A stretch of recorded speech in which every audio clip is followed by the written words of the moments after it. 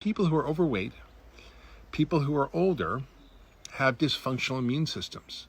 As you get older, you have something called immunosenescence. And if you have a chronic disease, your immune system doesn't work as well. If you're overweight, which is, by the way, 75% of us and 88% are metabolically unhealthy. We have a lot of people who are at risk for the vaccines not being as effective. So the people who need it most to prevent getting sick, the people who need it most to prevent ending up in the hospital or in the ICU, it may not work. And then, of course, if we do have that vaccine and the vaccines are used, there are vaccines which actually create an antibody response, but it's not protective. We also have so little science, for example, on the vaccine, on the antibodies. We don't know if you get coronavirus and get antibodies, if that protects you for a long period of time, or if you're going to get sick again. So some things like the measles vaccine or tetanus, it'll last for 10 years or it'll last for a long, long time, maybe last for your lifetime, some of these vaccines. These kinds of respiratory viruses, it doesn't work like that. How much money did they give you? Oh my God, I didn't get any money. I'm not getting any money. I feel heartbroken that people are so polarized. I'm not getting paid by anybody. I'm not influenced by anybody. I'm just looking at the science as best I can. And as you know, I am not a conventional doctor who thinks a conventional way. I'm trying to look at what do we need for our society, getting back to normal. And by the way, there are a lot of things that are not being talked about that are really important to be talked about, that are nutritional strategies, that are the right supplements, that are oxidative therapies that are being used all over the world, that are really potentially very effective, whether it's vitamin C or glutathione or NAD or even things like ozone. Trials going on in Europe. There's 800 people being enrolled in trials in 26 hospitals on ozone with remarkable effects. I've talked to some of the researchers there. So there's a lot of things that I believe would be the answer to COVID and prevention as well as treatment and recovery. But certainly, I don't think vaccines are going to be the panacea, and I don't think they're going to be this incredible thing that's going to solve our problem, put everybody back to work, fix the economy, and make everybody safe. Because one, they may not be 100% effective, and they're typically not. Two, they're also may not work in the people that need them.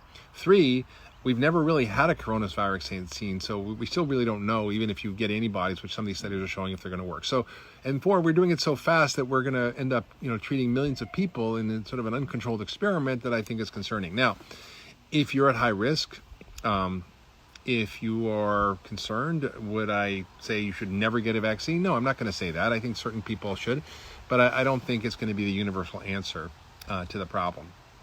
And I think being, it's like pro or anti-vaccine. I think it's on pro-science. Like, let the data talk. Let the data show us what's true. Let's look into what's really going on instead of getting, all hooked up in these conspiracy theories. And I mean, it's just unfortunate. And I do. By the way, I do think that there are people who are at risk for vaccines. And I would say that we should be conscious about this. There's a whole department at Mayo Clinic, for example, about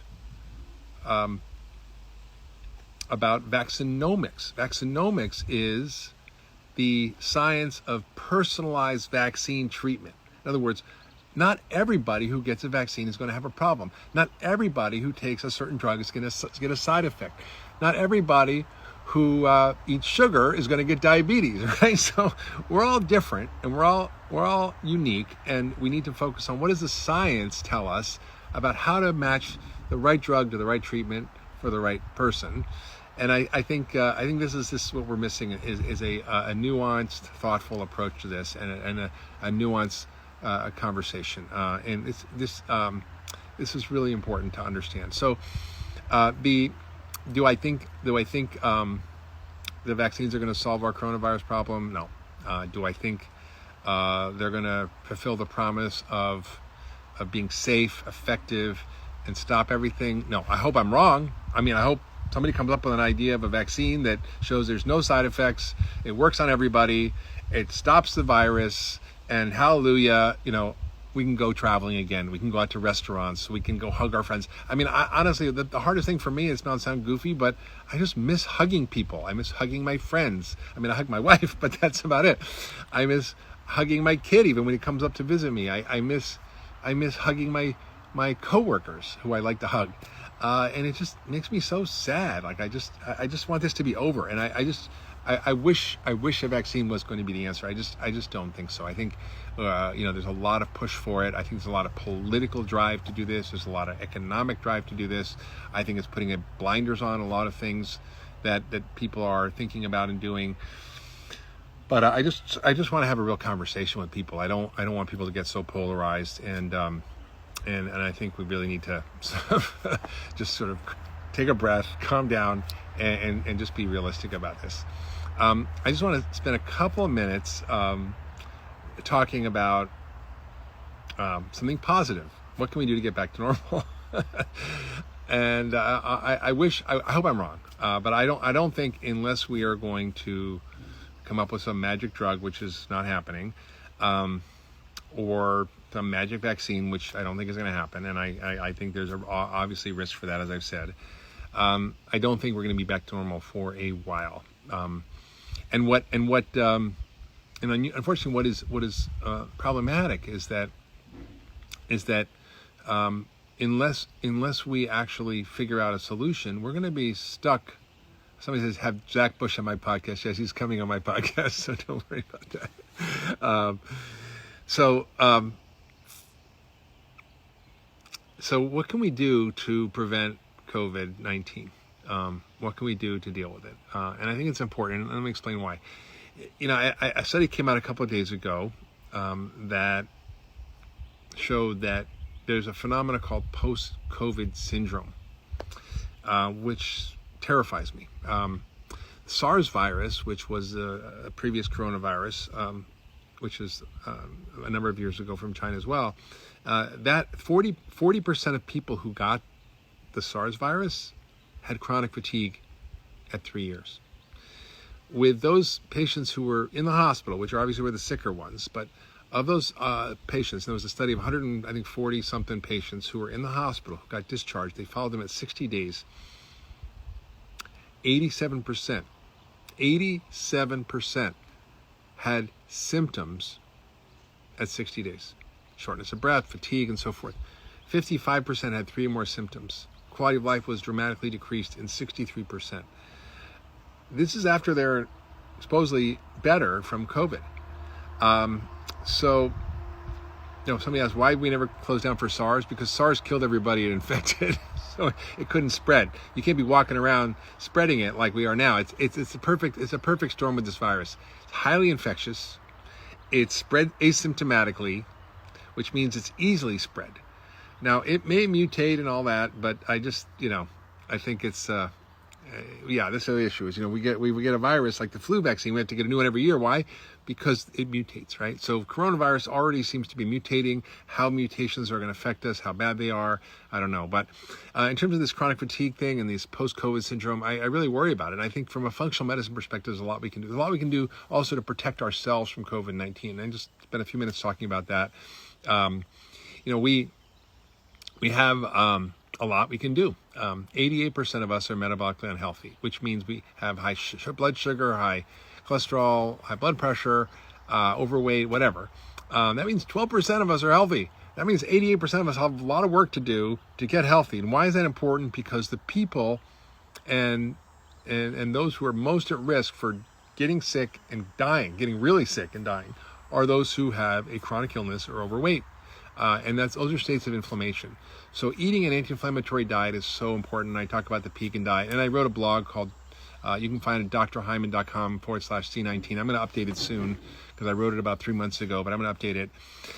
And I talk about what do you eat to not get COVID-19. Now, of course, it's not going to 100% protect you, but it will remove some of the problems with your metabolism that make you so at risk for severe illness. So you might just get a mild illness, which is fine. 80% get a mild illness, 20% more severe, and about 5% end up in the ICU, and 20% need hospitalizations. And I think this is a real problem. So getting a healthy diet is really important. Low sugar, starch, good food, quality food, all that. I've written 16 books about it, so you know what I'm talking about.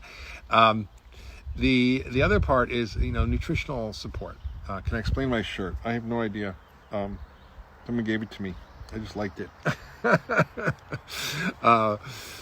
So people are funny.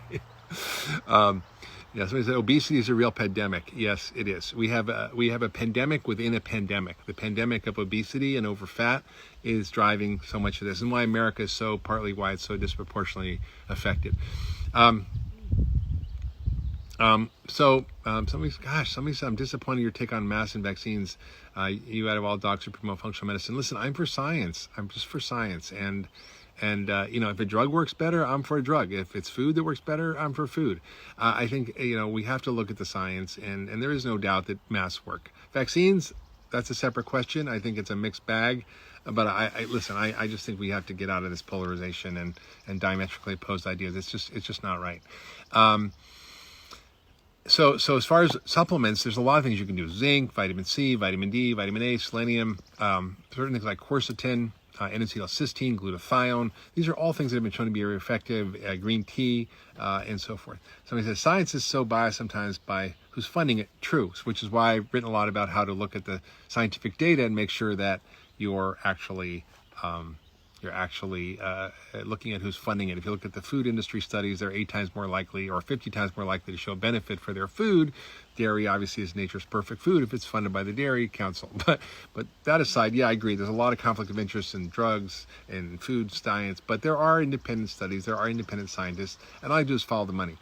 So there's a lot of supplements you can take, and there's some interesting therapies that are being used around the world, and case reports, and I'm paying a lot of attention to these things, and I think we need more science around it. I'm trying to advance this science in the United States, but vitamin C intravenously has been shown to be effective in studies in China. Also glutathione, both inhaled glutathione and intravenous glutathione can be effective. Something called NAD, there's been a lot of studies looking at that as well. And these aren't cures, they're just helping to help your immune system and your body fight these things. Another thing which is quite controversial in this country, but is well accepted in other countries, in Italy and Spain and China and South America, is ozone therapy, medical ozone therapy. And I think that the ozone therapy is an interesting therapy because it actually helps to upregulate your body's own anti-inflammatory system. It downregulates inflammation. It helps thin your blood so you don't get all these coagulopathy problems you get from COVID-19. It also is a germicide, so it actually helps to kill whatever's going on in your body. Somebody says, can you describe the supplements? I'm going to post something on it, so keep an eye on my website. We'll say, ozone is dangerous for many people. Yes, ozone is dangerous if you breathe it. Water is also something that will kill you if you breathe it. It is damaging to your lungs, hence you drown when you inhale water. So because something is dangerous in one area doesn't mean it's not helpful in another. And I think the data is very clear that when I say something's that kind of follow the money, just look at who's funding the studies. There's always a conflict of interest or funding reference in the study itself, so you have to kind of get the study and look at the study. So ozone itself actually is a commonly used medical therapy in many other countries for all sorts of conditions that are inflammatory and chronic fatigue and tick infections and so forth. It's used for orthopedic issues very effectively in many countries, and I've been using it also for myself and personally for a long time, and it's been very, very effective. So I think that this is a therapy that's now undergoing trials. There are many trials listed on clinicaltrials.gov, which is a legitimate scientific platform for all research that has to be registered. And I've talked to some of these study investigators in Italy and Spain, and it's just remarkable what they're seeing. It's a very, very safe therapy. There were no complications from any of the cases so far that are in these studies. The effectiveness was far more than any other treatments that are out there. There's a lot of unfortunate censorship of these in America, but it doesn't mean we're not trying to push forward to do a randomized clinical trial, because I think we need to do a randomized controlled trial and actually get the data, because again, it's all about asking questions. You can say ozone's this, ozone that, vaccines are this, vaccines are that. Let's do the science. Let's do the studies. Let's be rigorous about it. Let's ask questions. Science is about asking questions, and all I'm doing is asking questions. So I think it's really, really important that people just have a more balanced view of things, that people do what they can do to protect themselves, and I'm going to share a lot about that soon, and how to actually deal with this, and also how to deal with post-COVID syndrome and so forth. So I'm just sorry I created such a storm on social media with my simple post to say wear a mask, and that, you know, I just feel like I had to address it, and I hope this clarified this. I'm going to save this live. Don't worry, I'll save it, and you can share it, and I'll post it on all my platforms. But just, you know, be smart, common sense, wear a mask. It's not going to kill you. It's not infringement on your civil liberties and constitutional rights. I don't think anywhere there's a constitutional right says you have to wear a mask. And I think, given the science of how this is spread through aerosol and droplets and just talking, being next to somebody, and particularly the study of the hair salon was so striking to me. I mean, think about it. You're literally inches away from someone with an active viral infection. It's in the highest shedding period, and they're wearing a mask, and you're next to them talking to them for 45 minutes, and not a single person got infected. That should convince you. Anyway, I hope you're all great. Stay safe. Keep cooking, because that's going to be something that's going to help you stay healthy. And I love you all. And I don't care what you believe. I still love you. You're a human being first, and whatever you think second. So we just have to stay in a conversation. We have to stay connected. We have to stay talking to each other. We have to stay focused on the science as best we can. And again, I said, you know, now the whole controversy about masks in the political sphere is over. Everybody's wearing a mask, from the president to the head of the Senate, who's Republican, to Democrats, to whoever. So I think this is, the story in the hair salon is actually not anecdotal. Someone just posted that. It's actually a scientific study that was done. It wasn't a story. They literally did contact tracing on everybody. They went and did testing on everybody. So they literally have blood tests. They have detailed interviews. They have assessments. They've looked at the time period. This is not an anecdotal study. This is a published scientific study. So don't think that the hair salon study is just anecdotal. Anyway, have a great day. What kind of masks? Well, cloth masks are probably not as effective as the little surgical masks. Those are pretty cheap. You can buy packs of them for close to a few cents. You don't need a big you don't need a big cloth mask. Just a simple surgical mask will be fine. And don't worry about the N95 mask. So anyway, love you all. See you soon, and stay safe. Okay.